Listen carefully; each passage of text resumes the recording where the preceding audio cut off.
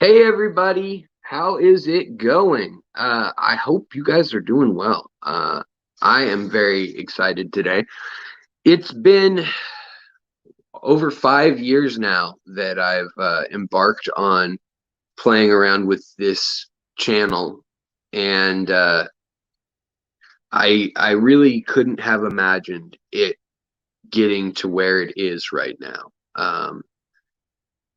And it's really thank you to you guys, obviously. I mean, I put up the content and uh, you guys let me know how it is by watching. So um, I want to thank you guys, but I also want to tell you some of the exciting stuff that I have coming up. Hopefully, it's stuff that you guys look forward to. Also, I'd love to hear not just from members, not just from super chatters, but I would really like to hear from anybody who's a regular, like what they'd like to see from this channel, or for that matter, if you're not a regular, what would you like to see from this channel to become a regular? Um, obviously, there's not going to be any changing of the mission statement of the uh, channel, really, but we are making improvements incrementally. As I make money basically from this, from ads or from the commission. Well, the commission from Aquatic Arts pretty much all goes to fish. But I mean, it really helps when you guys support those causes that I highlight or the vendors that I highlight. So I have to thank you guys so much for that also, because it allows me to bring new and weird and funky fish and plants the into the stream, into the screen basically. But I have a new philosophy, and I have had two angel donors, if you want to call them that, offer me money. And both of them wanted to monetize what I was doing or help me with that.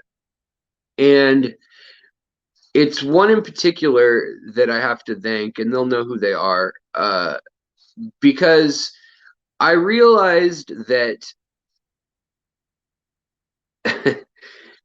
when I was offered $20,000 to set up a brand or a store that would grow and sell things with the company, whether that was selling fish and setting up like a rented warehouse space they were offering to cover. And I mean, there wasn't any like, we need to recoup our money right away. It was like, we'll do this on good faith.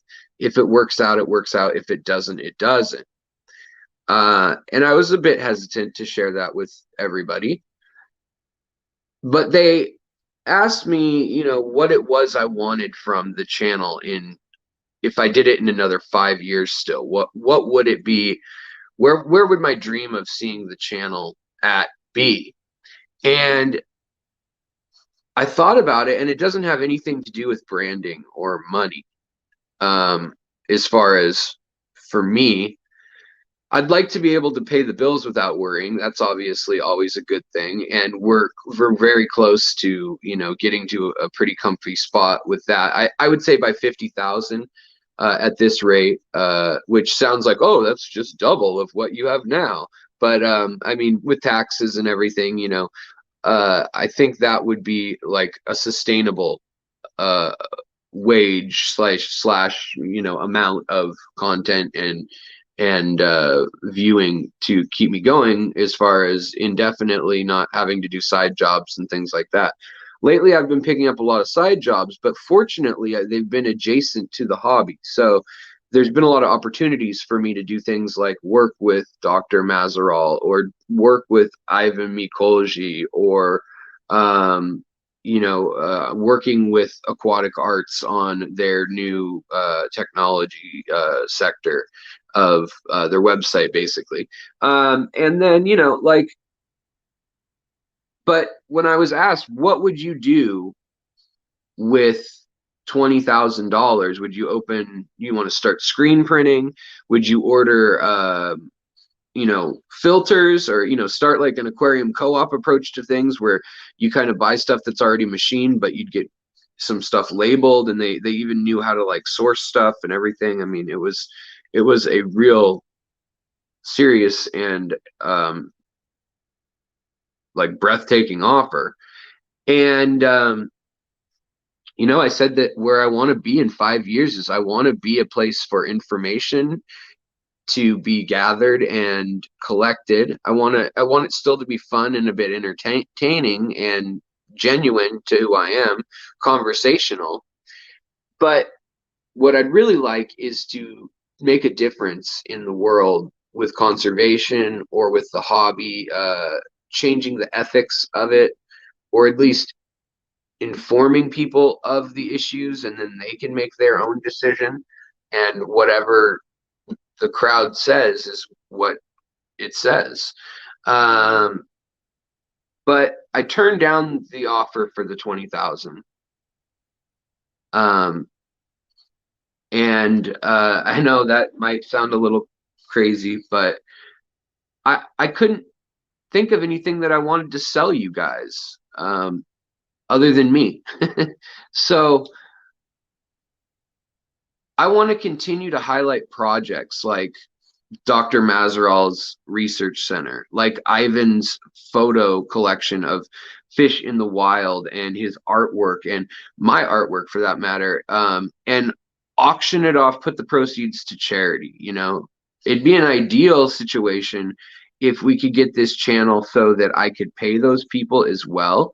You know, fish clubs generally pay $500 to $1,000 for big name speakers like Dr. Mazeral or like Ivan Mikolji, and they fly them in and get them room and board usually, and then some negotiation of either $0 to $1,000. It's kind of the baseline.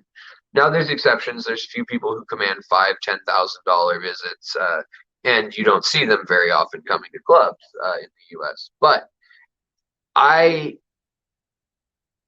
have been fortunate enough to have been, with all the research I've done for years, I've been emailing a lot of these people for a long time, a lot of professors, ichthyologists, and just figures in the hobby.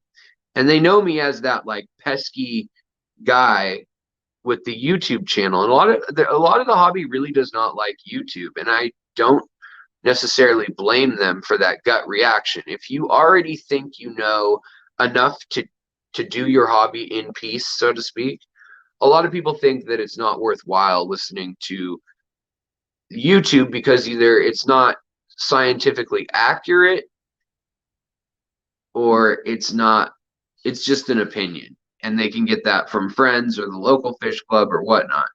But I have to say that you guys have allowed me to put the content I want on this channel, and you've actually watched it, which I was told by several big creators, like, and this isn't like I'll show them. This is just a testament to that there's a hunger to learn.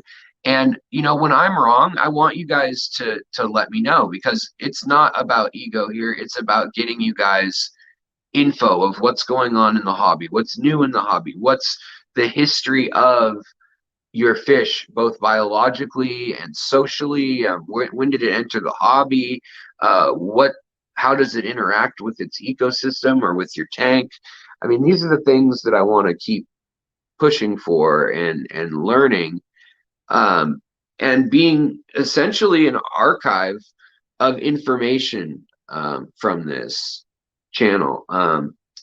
And I was told about 4 months into it, I tried to collaborate with a few different channels, and everybody said, I just don't think anybody cares about that dry Channel 9. I mean, that quote came up a lot, and now I kind of use it to explain the channel in a good way. You know, they said that vlog style Channel 9, you know, you don't have a big store to show off fish in, you don't have any high-end tanks. Well, now we have a couple kind of cool tanks, thanks to gifts, sponsorships, and the money that you guys have helped me raise. But no, we don't have the flashy stuff. But I have to say that thanks to folks like all of you watching, whether that's ad revenue, whether that's sharing videos or super chats or your members. The membership thing is in my head what ideally I would love to have be the sustainable thing. If everybody could only just have to pay $1.99, I mean, can you imagine how much money? $50,000 if all the subscribers were members and paid $1.99. And thank you so much, Stephen P. I really appreciate that, buddy. The $25 super sat. He says 25K. Here is to 25 more. Your content is among the absolute smartest and most useful in the fish fam. Well, thank you. I mean, oftentimes I kind of shy away from it and say, oh, guys, come on. But I do research it really hard, and I try to spend a lot of time on it. And, you know, when I get it wrong, like I said, please correct me. I'll either pull it down or we'll make corrections. But I want to get the data, the info to you guys, and then you can make up your mind with what that means for sure. I'm still finding my footing after 5 years about, do I do a video about brine shrimp and the weird kind of conspiracy why no consumers can get the top 2 grades of brine shrimp? Like, that's just weird to me. Like, why don't we just buy some and grow them out together, guys? I mean, from somewhere, even if they cost an arm and a leg, whatever it may be. But no, I mean, so I may continue to make videos where there's something catchy like that, because honestly, yeah, that video's got like 8,000 views or something this week. So I do kind of need those videos to pump the channel along. But then we have guest speakers like Anthony Mazerall, like, you know, so I have obviously a few more in the works, which I'm really excited about. I know for a fact that on December 27th, Lawrence Kent is going to be on the stream. We're going to go to his fish room and we're going to do a live show. It's going to be in the morning, Pacific time, 10:30 a.m. But we're going to do a morning live stream from all of the fish he's collected in Africa and Southeast Asia and stuff. And we're going to talk about the oddball fish, and we're going to talk about collecting in war zones and in areas where it's not safe for Westerners to go. And he's collected in, like, I don't know, 90 countries or something insane. So 503 Shanna, thank you so very much for the $4.99 super sticker chat thingy. By the way, guys, it's incredible. When I started, it was like Lucas Bretz and me and a few other people had channels where they just post, you know, oh, this is my fish room for now, and it was really inconsistent and stuff. But as far as people posting consistently, the fish fam was about 50 channels, maybe. And that encompassed monster fish, nano fish, aquascaping. I mean, you name it. The last 2 years, really since the pandemic, everything has just exploded. And we've got all sorts of channels. We've got channels where you can hang out with people. And it's honestly, it's given my channel room to breathe. I can go hang out in 503 Aquatics channel. Yeah, 503. Yeah, Shanna, you have info on fish and you update us on axolotls and interesting stuff, and you do the trivia, which is great. But it also is a place for community to bond and for people to chat and say what's up and get their quick questions answered of like, hey, I'm having an issue with this. Can anybody in chat help me? And it's so important to the community to have that. And I think that before I felt more obligated to foster that piece of the community, and now I don't. And the same with like when Rachel O'Leary was on, I was like, should I interview her about nanofish and ecology and things, or should I interview her about herself and the stuff that doesn't get talked about? Now we've got Rico's channel, Rico Stan, where he interviews people about fish stuff, but I mean, he digs into who they are as a person. So if you already know them, you like their channel and whatnot, you get to see a different side of things. And so now I feel like that weight is lifted. And then you know, the other thing that's just great is that we have this community that's built all amongst these channels in the last 2 to 3 years, where if you need help, we can help each other with a lot of the questions that would flood the inbox of me and other other YouTubers. Now it's taken care of by an informed community that's participating. And I just really hope that keeps going, that the momentum of what the pandemic did for people being engaged from home keeps up. I mean, and then we even have like funny and creative stuff. So if you guys have been watching my channel a super long time, like Mary or some of you on here, I know I've been here forever, Bob Kaler type people and so forth, they remember probably when Tekashi 6ix9ine, the rapper, the snitch rapper, he was on the news for something every day.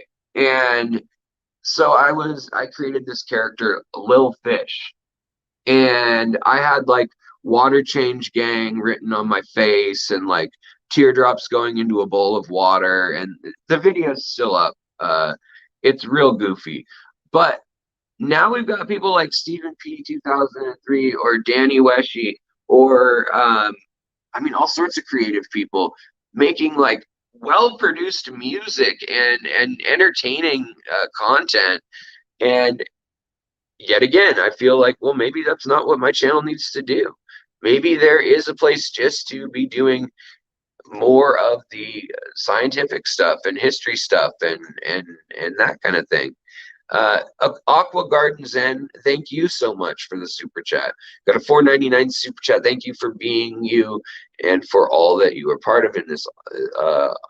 You are all awesome. Well, no, I really do feel that you guys all make this channel happen, and you guys really do, as a community, as other YouTubers, as hobbyists. Even if you've never donated, even if you don't make many streams or whatever, or never share, that's okay. You guys make room for this content. And so far, I haven't really seen a ton of people trying to take over my space, as far as you'd call it, or take over the level of nerdiness that sometimes our videos get into, or the detail. And I don't know if I've cornered the market or if it's just there's not room enough for the both of us in this here town. But I mean, I'm always getting good tips from you guys, and I just really can't stress how much this channel has become a two-way communication. When I started it, it was literally a diary.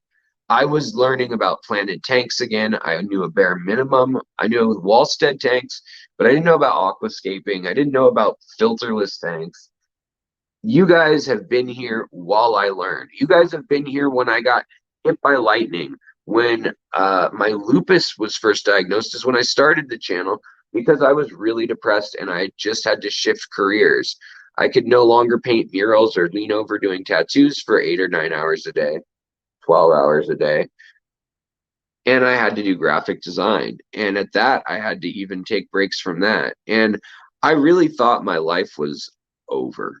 I know that sounds melodramatic, but I did. I really felt like everything that I'd studied for and tried to learn was going to be of no use, because I wasn't using my college degrees, wasn't using my history or anthropology or archaeology background whatsoever. And now I get to use that stuff daily.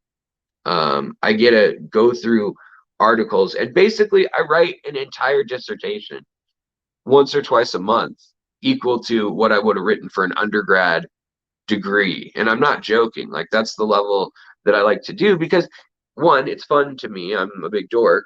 But two, who knows where it'll intersect with something that I'm talking about later.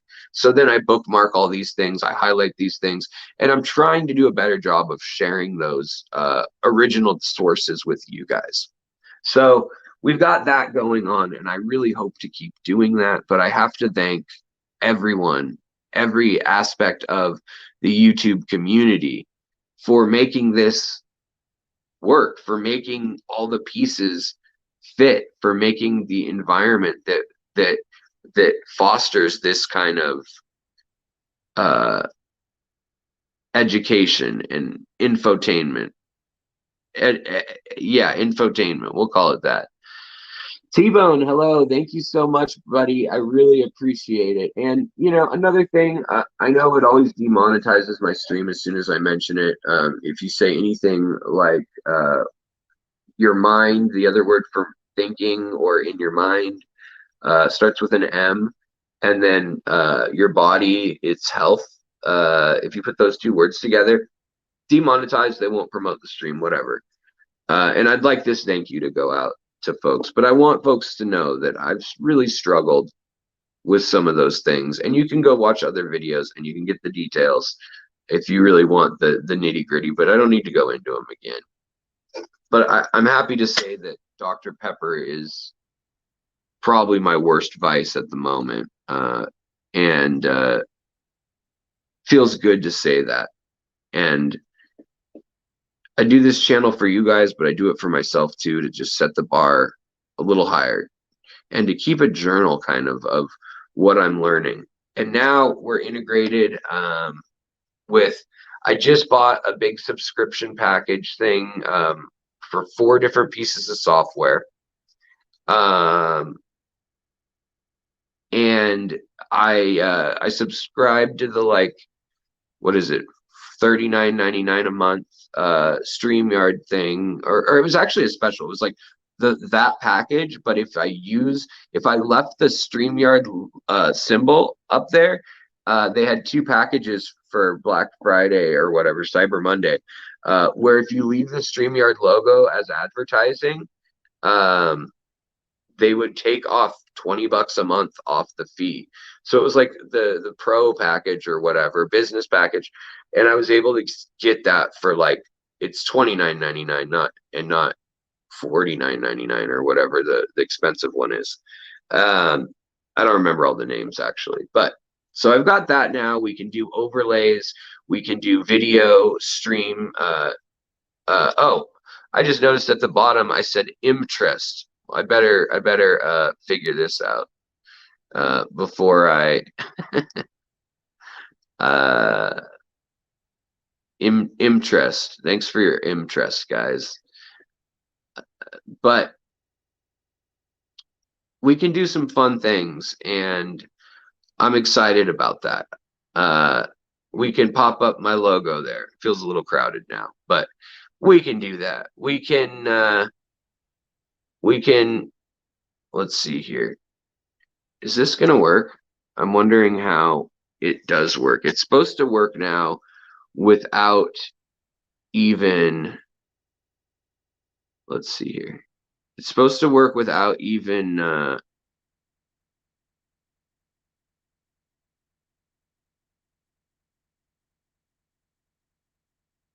no, without even a green screen. But I have like backgrounds we can play with now too. So I don't know. We'll find out what all we can do with this software soon, I'm sure.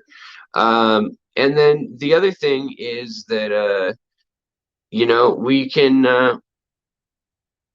now we're gonna have a podcast. So the Aquatic morning show, I'm doing these kind of under 5-minute, generally like 2 to 5 minutes, somewhere in there, snippets of news daily, which is going to keep me on my toes. But I feel like I almost need to integrate that into like one weekly episode for this channel as well, or something. So I'm still working on that piece, because I like to do the monthly news for the channel, and maybe that's a good way to do it, is to just roll the best info of that into one. But yeah, so Mark Von Wisco, getting here late. Congrats on. Oh, well, thank you very much, buddy. And Degenerate Fishkeeper Jason, thank you so much. I really do want to go to the I really do want to go to some of the festivals or conferences, trade shows, whatever you want to call them.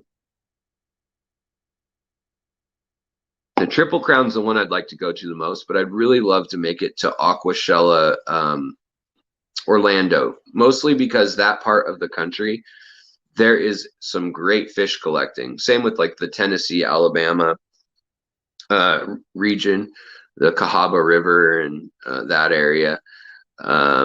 So yeah, I'm hoping to go, but just to be transparent with you guys, the issue is that this channel is doing very well. I mean, we're pulling in the kind of membership rates and the kind of like watch times and click rates that a channel at 100,000 to 200,000 still isn't even bringing in. Like, we're up now into the like 250,000 range in the stats. Like, if you go to Social Blade, it's assuming I'm making $40 to $300 a month or something from the channel.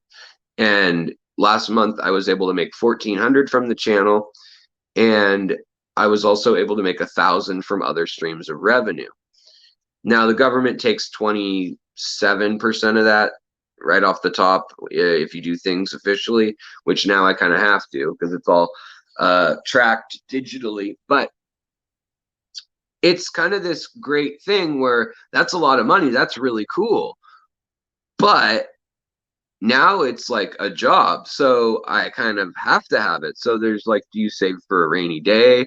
Do you afford health care? And yes, I have that through my wife, which is great, but it costs money and everything. And now we've got a mortgage for a house, which is the same as our rent was, which is fine. But so there's this kind of interesting transitional phase the channel's going through where it's like the day job's gone, but I pick up contract work to substitute that.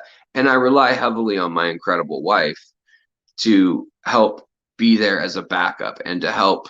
She makes considerably more than I do, obviously.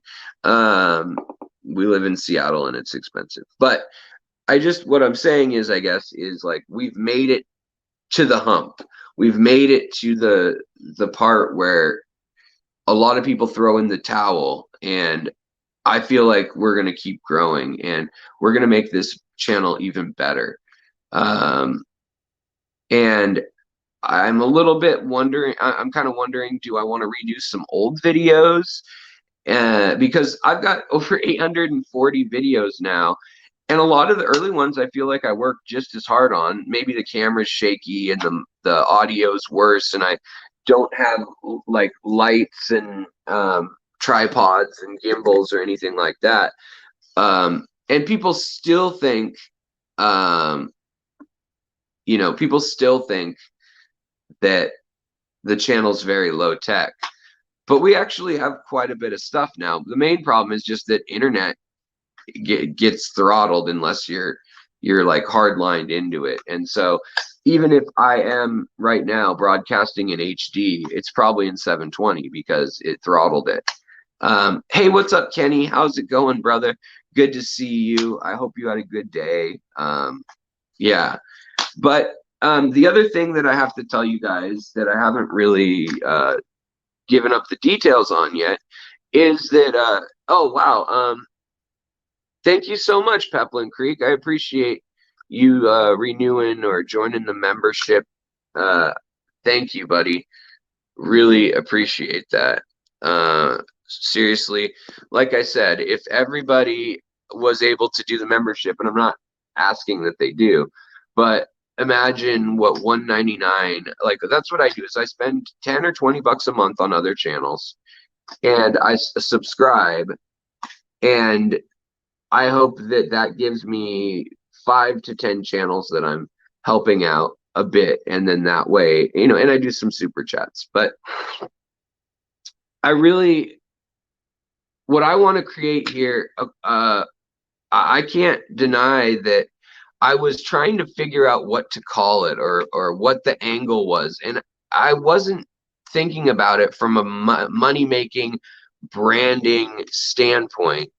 But when I saw what Corey from Aquarium Co-op is doing online with his digital fish club, I realized that that's kind of what I've been trying to curate all along here for you guys, but for free. If you can chip in that month or for a video or you like something in particular, great. But if you can't, or if you're in college or times are just tight right now or whatever, that you can still have access. You don't have to pay $10 or $5 or $20 or whatever to be a member to get access. So I'm trying to not withhold any information and educational content from people just because of money. And I'm trying to do the same thing with the aquascape contests and things like that. We might do a breeding contest later on this winter, I was thinking, where you submit like a few species in your fish room, and we see who can breed the most of them, or we all start with something and then see who can breed the most of them. I don't know. There's lots of different options out there, but I was thinking might be fun to do something like that. And so yeah, Dean, thank you very much. I appreciate that I appreciate that a lot. So, but in any case, I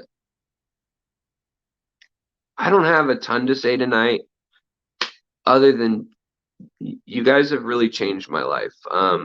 If it weren't for this, I'd honestly probably be trying to pick up freelance graphic design jobs and making a couple hundred here, 1,000 there, stressing then for a week or two, and then making another grand, and then medical bill, and then this and that, and between my teeth and the thing I haven't told you guys about yet, my back surgery that I need.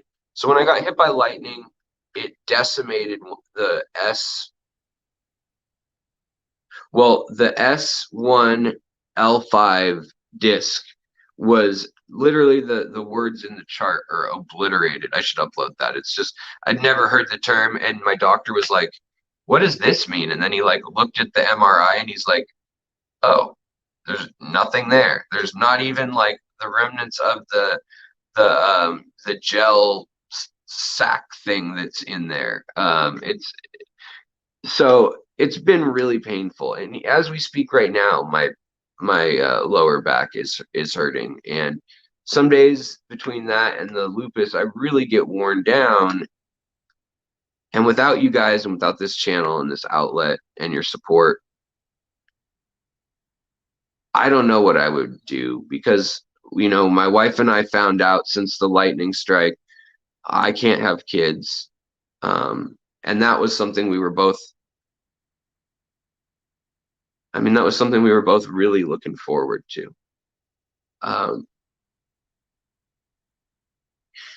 You guys know how much I love my animals and my fish, even my plants, and my nieces, and well, they're not. I don't have any siblings, so it kind of makes me a little more lonely. But I love seeing kids learn, and for a while I wanted to be a teacher, or I wanted to be a public defender specializing in at-risk youth.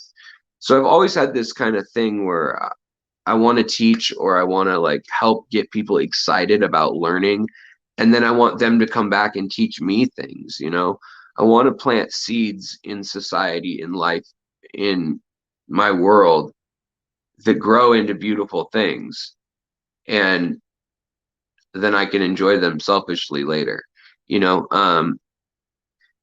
And I think by teaching, that's one way you can do that. But my wife and I, we still may adopt a kid or something like that. But right now, the money's not right for that, and just the world feels a little chaotic for that. But by the way, thank you so much for the super chats, Randy Roman. I really appreciate it. And Peplin Creek Aquatics, seriously, you guys are great. Thank you. But yeah, not having the kid really put me in a dark place, not finding out that I won't be able to. And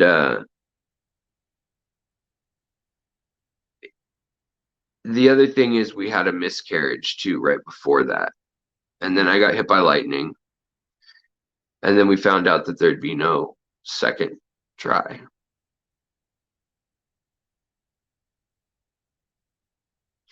And it really made me have to decide what I want to do with my life. I mean, what is a legacy? And how can I impact people? I mean, when you have a kid, I think a lot of people hope that they raise their kid right and they go out into the world and they do something better and more impactful than you ever could. And that's why you want to raise your kids right, you know, give them a better life than you had. And I don't know, but I feel like I can now use that energy, and maybe that's what I meant to do. Use that same energy that would be going towards one kid of my own or something, and put it out there metaphorically to all the kids, to all the people who want to learn, you know.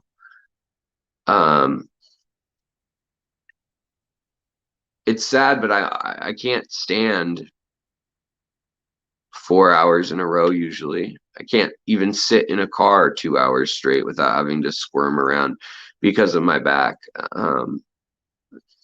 And I can't teach, you know, I can't teach like a 9 to 5 job. I can't do any 9 to 5 job, honestly. Not consistently. What happens is the last 9 to 5 jobs I've worked, I get run down. I end up in the hospital from lupus complications or an infection or something. And then I let the team down, or I proactively prevent those things by being sick, and I miss so much time that I'm not a good asset to the company. And it's why you guys mean so much to me, because you guys are allowing me to allowing me to empower myself, and allowing me to like stand up and say, guys, I have something I do want to share. I have something I want to give. It's not because I'm lazy. It's not because I'm not trying. I just don't want to do it the same way that everyone else does it. And I may not want to do the flashy production. I mean, sure, if money was not an option, or not an object, and I could make whatever I wanted, and hire an editor, yeah, let's go crazy places and film cool things. I mean, I think that would be great, but or have infographics. I think that helps people learn. But for me, so far, until the channel hits a point where I could afford something like that, I want to just teach you like you're my friends, because you guys are my friends, and a lot of us are close.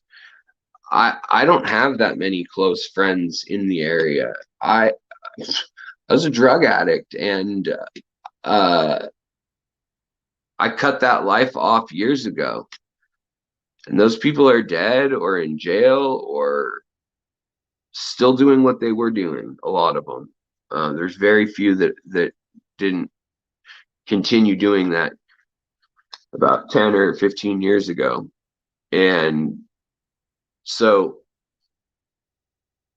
you guys really elevate me and allow me to do what it is I think I can do to maybe it's not the most impactful thing I could do to help society at large, but it's what I care about, and it's nature and fish and plants are where I find solace. It's where I find a moment to get away from my own thoughts in my head that are dark.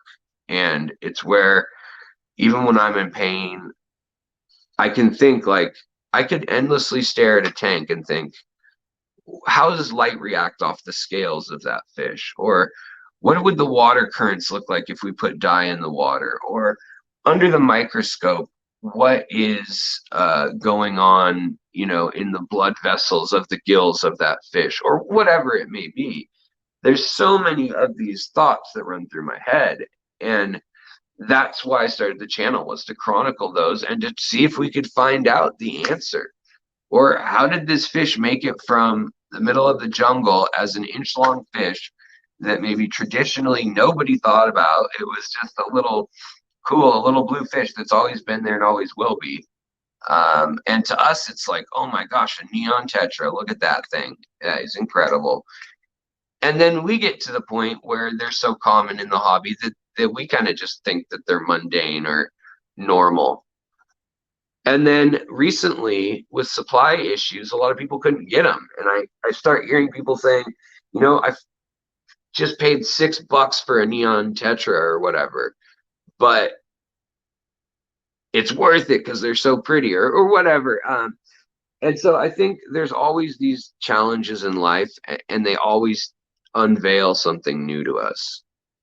So the message I have for you guys is I'm going to try to still do one educational video a week that's something historic or scientific, biologic, something like that. I'm going to try to do 2 live streams, one that may have a topic and kind of is structured, and the other that's more an update of what I'm doing fish keeping wise and an open Q&A type format. And then I also want to continue to do fish news that you can't use, and it's interesting. Fish news you can't use, but at least it's interesting. So like trivial information about the ornamental fish world, and I want to still do that monthly. But now we're kind of doing it daily on the Aquatic Art or on the Aquatic Morning Show. And I'm basically recording one of these each night and spending maybe a half hour looking through articles and reading and that kind of stuff, and then picking stuff. But it's an exercise that's really helping me look for cool stuff for this channel. So I'm excited that Jess spoke with me about it, and I feel gratitude, and I feel honored to be working on that with them, because they're working really hard. Rocco and her and all the folks that Skipper, all the folks that are on that show in the morning, they all are putting in a lot of work lately. Rachel says, I'm so proud of where you're from, where you were, and where your channel and your channel is what gave me the confidence to do 2 planted tanks and is so unique. I try to always be here. Thank you very much. I really appreciate that. I really do. Thank you, Rachel. And you guys have shown me such kindness in sending me your old camera gear, sending me a tripod, or whatever it may be. It's all none of it's forgotten. And if I can use it, I'll use it when I can. I want to do more videos out collecting in the wild again, and I have standing invitations now to Colombia and Peru. And after I get this spine surgery that I haven't told you guys a whole lot about, but in February is when it's looking like I'll need it. So after they get the first 2 set of implants, there's grafted bone going on in my mouth right now. I'm going to get temporary dentures. Hopefully within 2 weeks I'll have them. So I'll finally have the lower teeth. But the real ones that are going to be prosthetic, that snap in, those will be later. And I need to put in the anchors for them. I'll start with 2 just because of money, because it's like $2 grand, $3 grand total for each one.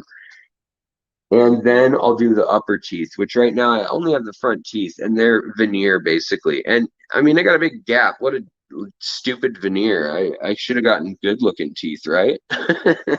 So, but in any case, so I'm going to do that. And then because of infection and other stuff, they can't do surgery and dental stuff back to back with your spine. They don't want your cerebral spinal fluid or your spinal column to get the same bacteria or pathogens that like infections in your mouth and jaw have had that can kill you in very quick order, like 24 hours. So they don't want to do that. And so we're kind of having to juggle these things, but it sounds like I'll be getting my lower teeth temp denture things. Then I'll be doing spinal surgery sometime late January to early March, probably mid-February. And they're going in and they're taking out one of the, I think they call it a lobe of the vertebrae. It's the bone part. So if you've got a vertebrae, it's like a little disc if you're looking at it from a bird's eye view. And then it's got 3 tabs, like little wings on it. One that goes straight out and is pointing out backwards, and then 2 that go off right and left, and then nothing in the front, smooth on the little disc. Well, when I got hit by the lightning, it shattered one of the tabs, and those pieces have drifted into my fascia and into my connective tissue near my spine. One piece is like wedged in to the point where they can't remove it. They think that it would cause paralysis if they go in there and mess with it from the waist down. And so they're not going to mess with it. And it is a little risky surgery. I mean, I think they said it's like only a 1 in 200 chance of a fatality. But to me, I'm like, 1 in 200? That doesn't sound good. No, don't like that. Thank you very much. Discus Talk, thank you so much. Says you're doing good work that will be here for others. Keep it up. Thank you. I appreciate it. But no, it's not as safe as like, just normal disc surgery or whatever, laparoscopic type back surgery. But it's not like a super deadly, rare disease or anything. Luckily, it's a structural thing. Your body is very similar to a car in a lot of things, and they'll probably be doing 2 fusions if they have to, which they're kind of thinking they will, because the vertebrae is broken, and then and it's structurally sound. The loop part, the circle, where all your nerve bundles and stuff go through. But it's growing osteophytes because when it had hairline fractures all over, the body tried to repair it and overcorrected, partially due to lupus, partially just because that's how it went. But my body overcorrected with my overactive autoimmune system. And now I've got these bone spurs basically on my spine in those damaged areas, and they are pushing on the nerves, which hurts really bad. And it's causing my leg to like fall out from under me and stuff like that. So we're going to get that fixed. But that's really all I had to say. And I want to show you guys a couple cute fry before I get off of here. But that really was all I had to say tonight. Was thank you so much in so many ways. You guys don't know how much you mean to me, honestly. You really, I don't know, maybe you do, but I don't think you could. So we've got the Turkana jewel cichlids. They're not in an ideal situation with the fish they're with. They're with some goodeids, and they're with some with the pea puffers and with the rainbow shiners. We're gonna see what happens. I'm literally gonna watch them tonight for like an hour and just see what goes on. I have a feeling they'll take half the tank, but I'm probably gonna move them again. But what's going on is that they had all their little babies, and this is kind of sad, is all the little babies now are on the glass, even though it's foggy, and the parents are trying to get to their babies on the glass. But what happened was there were about twice as many babies as there are right this second, and this colorful duo started nom nom nom nom nom chewing on them or eating them. And I don't know if they were just stressed, like trying to move them, and then they messed up because they're dummies.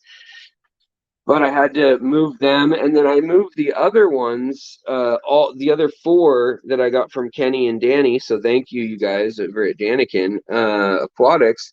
But I moved them into here, and they don't like this tank at all, from what I can tell. I mean, this guy's kind of colored up and not not so bad off, but the other ones don't look happy. They just look stressed. So I got to figure out a different situation for them. One, I'll move them somewhere. It's not that big of a deal, but yeah. Um, and uh, and then we've got these guys who have been showing a lot more color. These are the Enigmatochromis leucanthii, and Ian Atkins has these too. Oh, took off, and now there's the male. Wow, we switched. But the male is also showing some color, and I really hope they spawn. I mean, they're the only one there. Wondering what rare live bearers you mentioned a friend having to. Oh, so amongst other things, lacy fins, the live bears that I was offered. Well, this is one of them that I accepted, which is the Jamaican yellow-bellied live bear, and it's not technically a lamia, but they call it the lamia in common parlance. But it's actually the metallic live bear, but its gonopodium, unlike guppies, its gonopodium can come out and face all the way forward. It's really weird. You can see its gonopodium is bright blue. If it would focus, it's focusing on all the other fish. But yeah, its gonopodium, it can put out in front of it. It's really weird. And really cool little fish from Jamaica, I guess. And where's the female? Where is she at? She's probably hiding in the back corner like she tends to do. Well, there's another one in here that we might be able to find too. A backup pair. I got two pair of them. I got two pair. I fold. Well, she's in here. I just saw her like 15 minutes ago. So I know she's chilling, illin, like a villain. And the CPD adults are mostly in here right now. But I'll show you the babies of them too. Where is she? Also, the gouramis, they're doing good. They're doing good. Yeah. Oh, here she is. She's over here. See, she's got metallic stripes and blue eyes, and that's as big as she gets. But I really wish they'd have babies. She keeps getting big, and then she gets stressed, hides for a few days, and she's teeny again. I don't know if she's having the babies, they're getting eaten, or she's eating them, or if she's just not having any luck. We'll see. And then we've got the bell-bottom guppy lines being tinkered with up here in the tanks that are not necessarily public knowledge most of the time. I just don't show them. By the way, I didn't even know that I could do this, but I had a ram snail explosion that is unlike anything I've ever seen before. I mean, granted, I feed them a lot and I sell them to like little stores and I give them to people for their pea puppers and stuff. And I like the white and the gold pink variety. But there are like, I don't know, 1,000 in this little 5-gallon tank with all these bettas. Yeah, it's an issue now. I would say it's become an issue.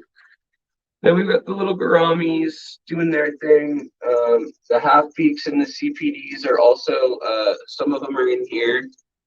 The Beckford on pencilfish are all super fat and ready to have babies again. So if I were to put them somewhere else, they'd dump out babies like there's no tomorrow. They dumps like a truck. I was like, what? Then the Blackwater tank's getting there. We're still dropping the pH steadily, but it's, in my opinion, looking pretty good. The Corridor similis are a really fun species. They swim up in the midwater quite a bit and up on the hardscape. And then we've got the ruby tetras, we've got the ember tetras, we've got the glow light rasboras, and then we've got the purple rasboras. And we've got, if they show their face, I mean, there's tons of shrimp in here too. But then there's also the itsy bitsy teeny weeny yellow polka dot or yellow tiger stripe. goby, but I don't know where they are. There's 3 of them in here at least. Wait, no, there's 5 of them in here actually. Come to think of it, now that I think for more than a second. And then we also have some baby plecos in here because I didn't have enough room for all of the pleco madness in my life. There are too many plecos, too many plecos. So yeah. Um, and then down here, this is my favorite tank right now. I don't know why. I mean, I do know why, but we've got all the CPD fry in here. There's so many now, which I'm happy about that, I removed all the adults because I was like, wow, there's a lot of CPD babies in there.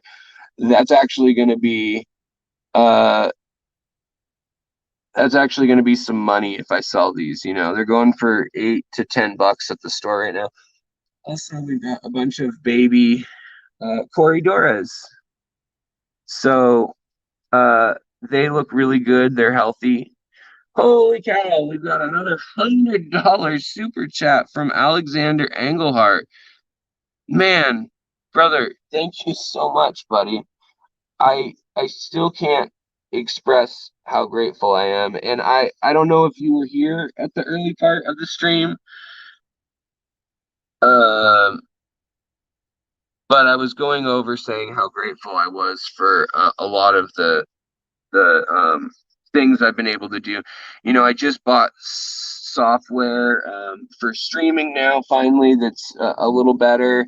And then I got software that is for making the thumbnails, like the software that I wanted. This like I like making them on my phone and on the go so that when I'm going places, I mean, I can always do it in Photoshop, but I got software. I got some apps that I like for doing different things for editing sound and for all that stuff. So yeah, for different things like stripping audio off of things and then overlaying it. Like now we can do some new things that I wasn't usually doing or haven't been traditionally doing on this channel. But there's some of it that I want to do, and it's nothing like, oh yeah, I'm going to try to compete and out um, produce or technology impress folks. But it's more about like, well, I've got footage and I want to do a live conference call with somebody down in the Amazon rainforest, or I want to do a call with somebody in Southeast Asia on a farm for arowanas. So we will have a lot more speakers, like I said. That's going to be a big goal of mine. And I have several people lined up, as I also already said. Oh, poor things. Uh, oh, the babies.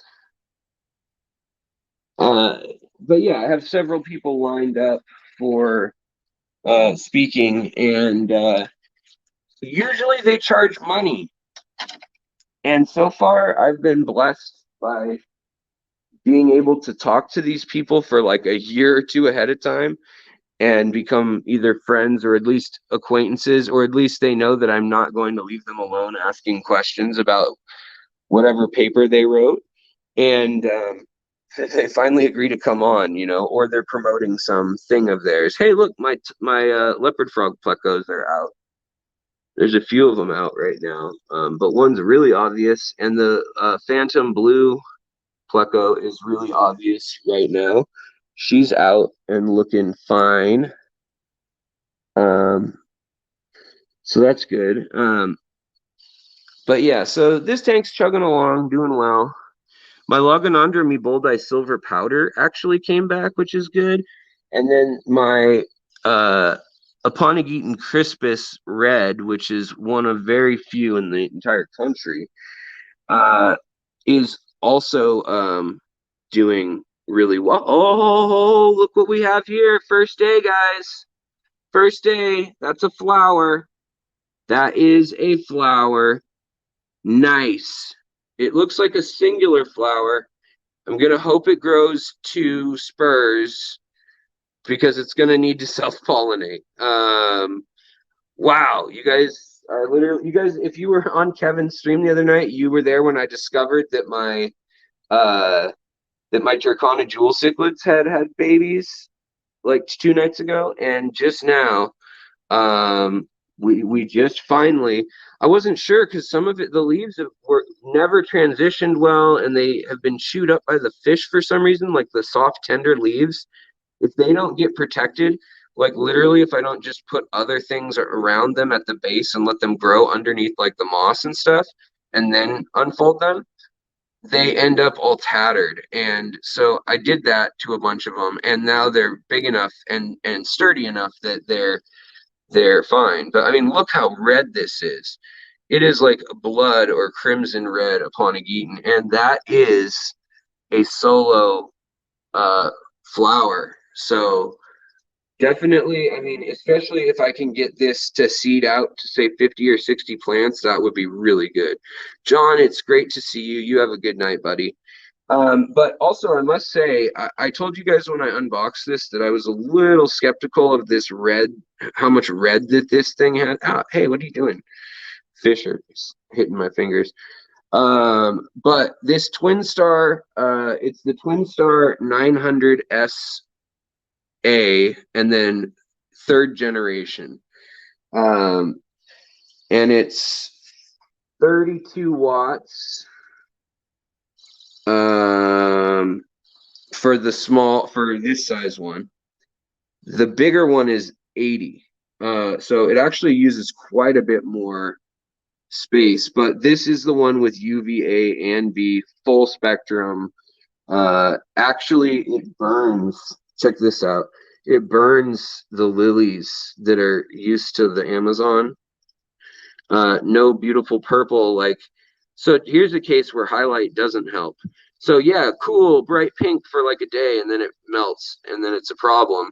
But check out in low light what that same exact plant. Literally, I took a daughter plant off of it, and in low light, it managed to. This is a Fluval 3.0, but it's at 50% intensity, and a little bit of extra red lighting on this one too. But I mean, this is just an incredibly beautiful purple and pink, and even the stems are red and pink, and purple, and then there's green and metallic lime green up here. I mean, you can just see what a difference there is in these plants. Same species, same plant, same literal plant. I mean, split.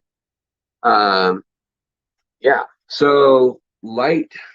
Who would have thunk it? Oh, and the other thing that's really pretty right now is the red root floaters.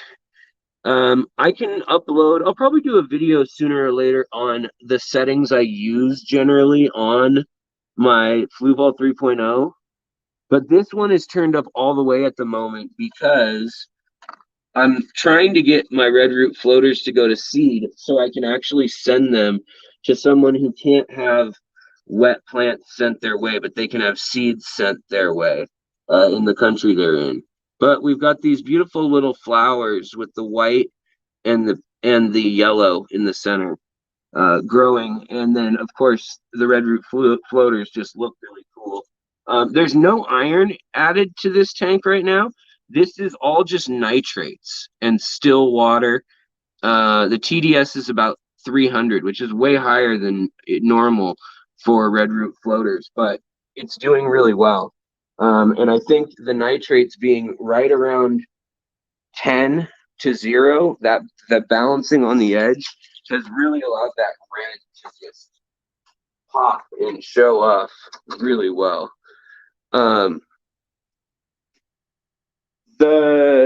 The red root floaters are not self-pollinating, but if you guys have ever noticed on the top of your aquarium water, you've got these little white bugs usually that are jumping around, little daphnia flea type things, and those will pollinate those flowers just fine, as will just blowing across the surface with red root floaters. Now this guy will self-pollinate generally. They'll generally grow 2 spurs, and then they'll twist like this. I don't know what this one's going to do because it's a weirdo mutant red one, but Hopefully, yeah. Um, the other thing is, I know some people don't condone this, but I don't care. Jackson Pollock fish stick loves being petted and loves coming up for his nibbles, num nums. She's a little less. Some days she's excited, other days I don't push it. But been feeding them by hand too, and also, trying to get them to be comfortable with me. I want to get them to swim through my fingers, which I got like an Oscar I had to do.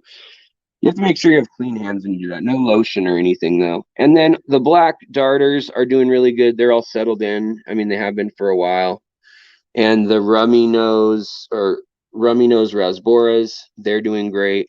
So yeah, everybody's doing pretty good. There's some hair algae growing on stuff, filamentous again. So it's always just like when you have a high tech tank and you're playing with like a new light on it that's stronger. It's not surprising that I got a little bit of algae. So I could either turn the light down or I could just crank up the CO2 and ferts. Like I could just have this rolling at, 2 or 3 bubbles a second. And as long as the water's running, they'll get enough oxygen. Bunny Viper says, "What plants would you suggest for cichlids? I know to plant behind rocks, etc. It will be a 2 foot deep, 6 foot long." Oh, that's awesome! Geotank and Heckley. Man, I can never say that. Heckley I quit. And Yeah, so I would say, I mean, obviously, Lobitis hedulata is a great one. It comes in mini and normal. Java fern is another good one. They don't like to eat that. Valsinaria is one that will grow in sand, and it will spread in sand. It sends runners through sand really well. Cypress Healthright, if you can get this one established in another tank with aqua soil, once it has a root ball, or if you can buy a clump with a root ball, it just usually comes in these tiny little portions, and those won't survive in sand. But if it's got a big enough root ball that has enough starch and energy that it doesn't need much energy from its roots. It just kind of uses them as a reservoir for water column feeding, which is odd for a grass. But that's a good one. Obviously, all the different Anubias, Nana Petite, Nana, Golden Coin, Cophophilia, Fraseri, the newer ones that are out, I can't even think of the names. The Nakamba, and another pretty hardy plant are Aponegitans. Honestly, any sort of those are pretty good. And Bucephalandra, I wouldn't try it with a whole bunch right at first, but the giant boost, like this giant boost, I've never seen it this as big as this one, but it's probably 5-inch leaves, and that's one I got from Aquatic Arts. I think it was like $8, but I mean it's a big plant. The thing is with boosts, you just need to make sure that you're getting water flow through the area where the roots are, the rhizome is rather. The other thing you could do is floating plants. I mean, red root floaters and water lettuce and stuff like that works fine. And then the other one that I would say is easy to grow with cichlids usually is the Corium bosa, Hygrophila corium bosa, or the temple plant. That temple plant is, I mean, it just grows like a weed. Like there's some right down there. It's a pretty broadleaf plant. Here, let's look at a couple more examples. But yeah, it's pretty. What am I going to do with salt water? I don't know. I might do a salt water. Probably the day that I'm like, oh, I can't stand aquariums anymore, and then I'll probably get into salt water. But there again is the Hygrophila aquarium bosa. This is a very low light tank. No filters even running in it. No heaters running in it. Um, yeah, and it's doing great. And for that matter, crypts aren't bad either. They can be expensive. So if you can find some cheap crypts that already have roots established, you can use those in gravel or rocks or sand. pretty well. But Kabamba, hornwort, things like that traditionally I would recommend for a big tank with a fry and trying to get nesting and hatching to go on and egg scattering or whatnot. Um, they'll crumble a lot of times in the cichlid tanks due to the TDS and or the pH. They'll just kind of fall apart and you'll lose all the needles. Too soft of water can sometimes do that, but it's usually the harder water doing that. And the only way to overcome that is blasting it with light and ferts. So if you like the wispy stuff, look into Matin grossa, or rather milfoils.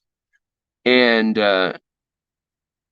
yeah, because Kabamba, Mayaka, Limnophilia, Hornwort, they all tend to break off from their mooring and float up to the top and then lose their needles. Let me show you. So I've got a hard tank where I've got guppies right now.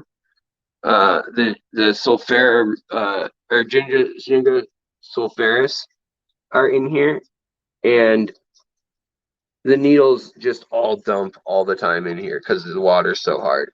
So I switched to guppy grass a while ago, but even the water lily didn't fare well. I mean, nothing is doing well in this heart of water. So, I mean, not nothing, but the crypts and other stuff back there is fine. But yeah. Well, guys, I really appreciate. Look at this old Corey. I really appreciate all your support and your thoughts and just everything that y'all do.